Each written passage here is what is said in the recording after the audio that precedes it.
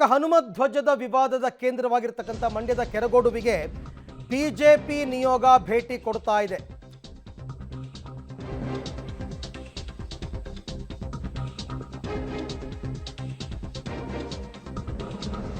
ಹನುಮತ್ ಧ್ವಜ ಮರುಸ್ಥಾಪನೆಗೆ ಗ್ರಾಮಸ್ಥರು ಬಿಗಿಪಟ್ಟನ್ನು ಹಿಡಿದಿದ್ದಾರೆ. ರಾಜಕೀಯ ಸ್ವರೂಪ ಪಡೆದಿದೆ ಹನುಮತ್ ಧ್ವಜ ವಿವಾದ. ಈಗ ಕೆರಗೋಡುವಿಗೆ ಭೇಟಿ ನೀಡುತ್ತಾ ಇದ್ದಾರೆ ಬಿಜೆಪಿ ನಾಯಕರು ಅಂತ ಮಾಹಿತಿ ಬರ್ತಾ ಇದೆ. ಆರ್ ಅಶೋಕ್, ಅಶ್ವತ್ಥನಾರಾಯಣ್ ಅವರೆಲ್ಲರೂ ಕೂಡ ಭೇಟಿ ಕೊಡ್ತಾ ಇದ್ದಾರೆ. 2 ವಾಹನಗಳಲ್ಲಿ ಬ್ಯಾರಿಕೇಡ್ ಅನ್ನು ತಂದಿದ್ದಾರೆ ಪೊಲೀಸರು. ಧ್ವಜಸ್ತಂಭದ ಸುತ್ತ ಬ್ಯಾರಿಕೇಡ್ ಹಾಕೋದಕ್ಕೆ ಮುಂದಾಗಿದ್ದಾರೆ ಪೊಲೀಸರು. ಅಂದರೆ ಯಾರು ಧ್ವಜಸ್ತಂಭದ ಹತ್ತಿರ ಹೋಗಬಾರದು ಅಂತ. ಓಕೆ, ನನ್ನ ಪ್ರಕಾರ ಇಂಥ ವಿವಾದ ಉಂಟಾದಾಗ ಸ್ಥಳೀಯ ಶಾಸಕರು ಮತ್ತು ಜಿಲ್ಲಾ ಉಸ್ತುವಾರಿ ಸಚಿವರು ಯಾರಾದರೂ ಭೇಟಿ ಕೊಡಬೇಕಿತ್ತು. ಸ್ಥಳಕ್ಕೆ ಯಾರು ಬಂದಿಲ್ಲಪ್ಪ.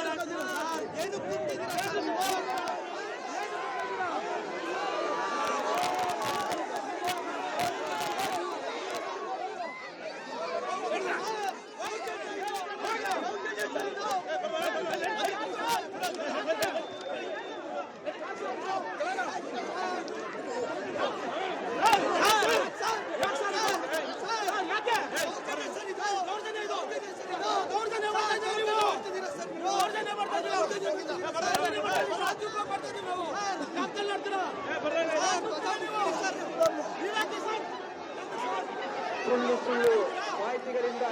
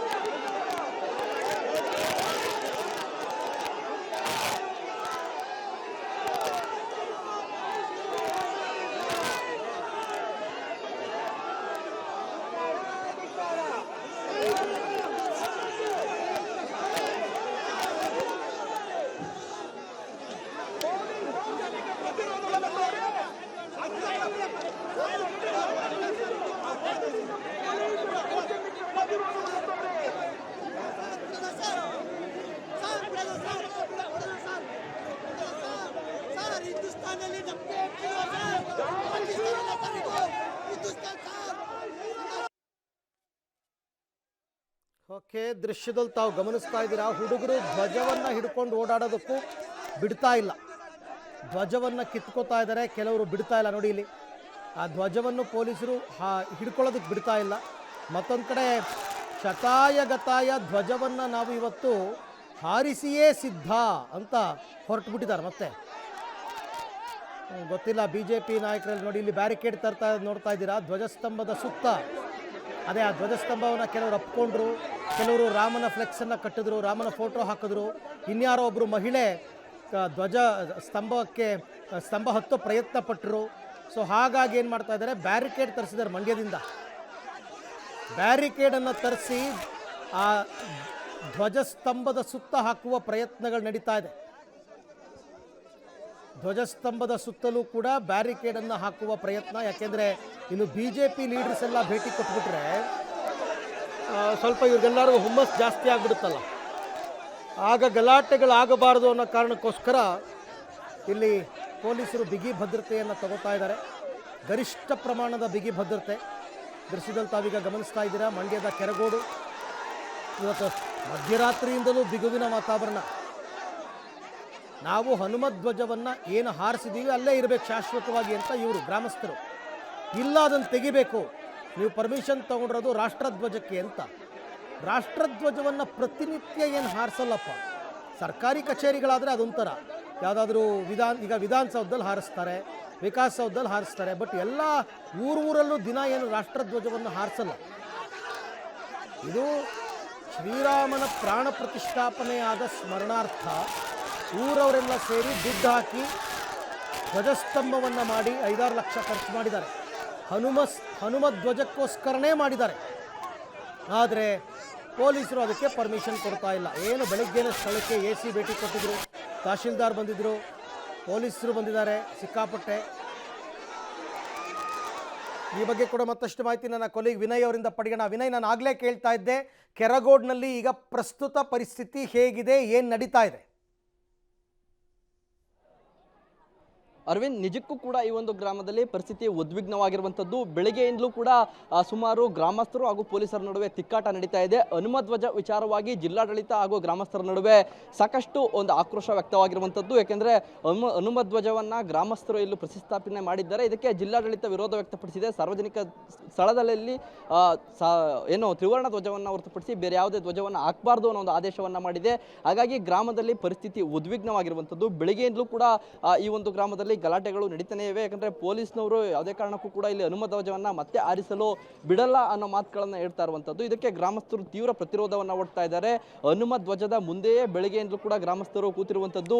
ಸ್ಥಳದಲ್ಲಿ ಸಾಕಷ್ಟು ರೀತಿಯ ಗೊಂದಲ ಕೂಡ ಉಂಟಾಗ್ತಾ ಇರುವಂತದ್ದು. ಯಾಕಂದ್ರೆ ಪೊಲೀಸರು ಇದ್ರ ಸುತ್ತ ಬ್ಯಾರಿಕೇಡ್ ಅಳವಡಿಸಲು ಮುಂದಾದಾಗ ಇದಕ್ಕೆ ಗ್ರಾಮಸ್ಥರು ವಿರೋಧವನ್ನು ವ್ಯಕ್ತಪಡಿಸಿದ್ರು. ಬ್ಯಾರಿಕೇಡ್ಗಳನ್ನ ತೆಗೆದು ಎಸೆಯುವಂತ ಕೆಲಸಕ್ಕೂ ಕೂಡ ಮುಂದಾದ್ರು.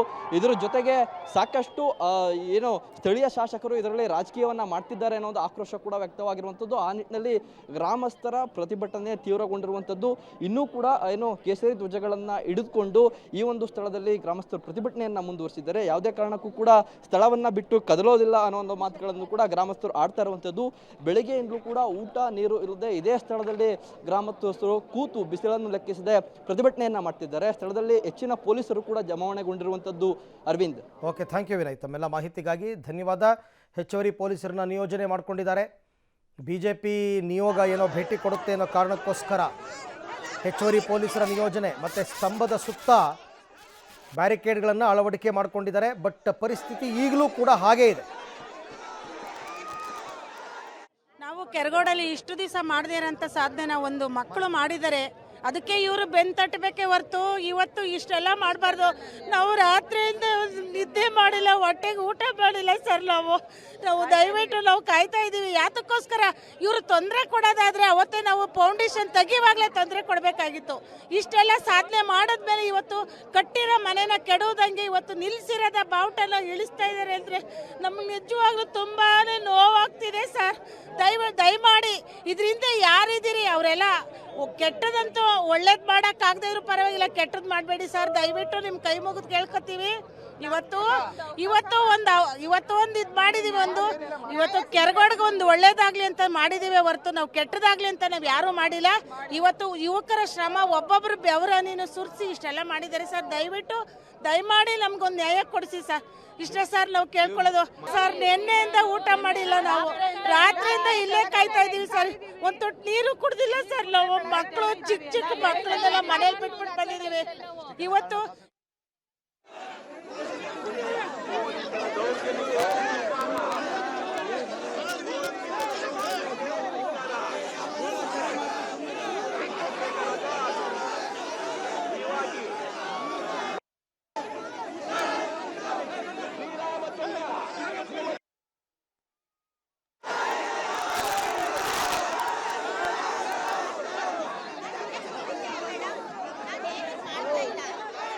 ಗಲಾಟೆ ಜಾಸ್ತಿ ಆಗ್ತಾ ಇದೆ. ಆ ಧ್ವಜಸ್ತಂಭವನ್ನು ಬಿಟ್ಟು ಜನ ಈ ಕಡೆಗೆ ಬರ್ತಾ ಇಲ್ಲ. ಆಮೇಲೆ ಊರವರು ಮಹಿಳೆಯರು ಜಾಸ್ತಿ ಇದ್ದಾರೆ ನೋಡಿ. ಅಲ್ಲಿ ಬೆಳಿಗ್ಗೆಯಿಂದ ನೋಡ್ತಾ ಇದ್ದೀವಿ ನಾವು. ಬೆಳಿಗ್ಗೆಯಿಂದನೂ ಕೂಡ ಪಾಪ ಈಗೊಬ್ರು ಲೇಡಿ ಮಾತಾಡ್ತಿದ್ರಲ್ಲ, ನಿನ್ನೆ ರಾತ್ರಿಯಿಂದ ಊಟ ತಿಂಡಿ ಮಾಡದೆ ಇಲ್ಲಿ ಕಾಯ್ಕೊಂಡು ಕೂತಿದ್ದೀವಿ ಅಂತ. ಹಾಗಾಗಿ ಪೊಲೀಸರು ಕೂಡ ತುಂಬ ಏನು ಹೊಡೆದು ಬಡ್ದು ಮಾಡೋಕ್ಕಾಗಲ್ಲ. ಆಮೇಲೆ ಎಷ್ಟು ಜನ ಲೇಡಿ ಪೊಲೀಸ್ ಇದ್ದಾರೋ ಕಾನ್ಸ್ಟೇಬಲ್ಗಳು ಗೊತ್ತಿಲ್ಲ. ಹಾಗಾಗಿ ಈಗ ಪೊಲೀಸರು ಕೂಡ ಸದ್ಯಕ್ಕಂತೂ ತಾಳ್ಮೆಯಿಂದನೇ ಇದ್ದಾರೆ. ಬಟ್ ಮುಂದೇನಾಗುತ್ತೆ ಅಂತ ಗೊತ್ತಿಲ್ಲ. ಮತ್ತೆ ಧ್ವಜಾರೋಹಣ ಮಾಡಬೇಕು ಅವರು, ಅದು ಅವರ ಆಗ್ರಹ. ಹಾಗಾಗಿನೇ ಈ ನೂಕಾಟ ತಳ್ಳಾಟ ನೋಡಿ, ಅಲ್ಲಿ ಪೊಲೀಸರು ಇದನ್ನು ಕಿತ್ಕೊಂಡು ಹೋಗ್ತಾ ಇದ್ದಾರೆ, ಧ್ವಜ ಕಿತ್ಕೊಂಡು ಹೋಗ್ತಾ ಇರೋದು ನೋಡಿ. ನೀವು ಧ್ವಜ ತಗೊಂಡು ಹೋಗಬಾರ್ದು ಅಂತ ಧ್ವಜ ಕಿತ್ಕೊಂಡು ಹೋಗ್ತಾ ಇದ್ದಾರೆ.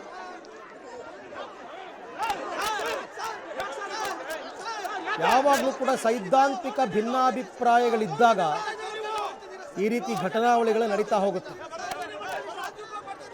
ಸ್ಥಳಕ್ಕೆ ಶಾಸಕರು ಬಂದಿಲ್ಲ. ನನ್ನ ಪ್ರಕಾರ ಸ್ಥಳೀಯ ಶಾಸಕರು ಬರಬೇಕು, ಅವರು ಪರಿಸ್ಥಿತಿಯನ್ನು ತಿಳಿಗೊಳಿಸಬೇಕು, ಗ್ರಾಮಸ್ಥರ ಜೊತೆ ಮಾತಾಡಬೇಕು. ಅವರು ಬಂದೇ ಇಲ್ಲ.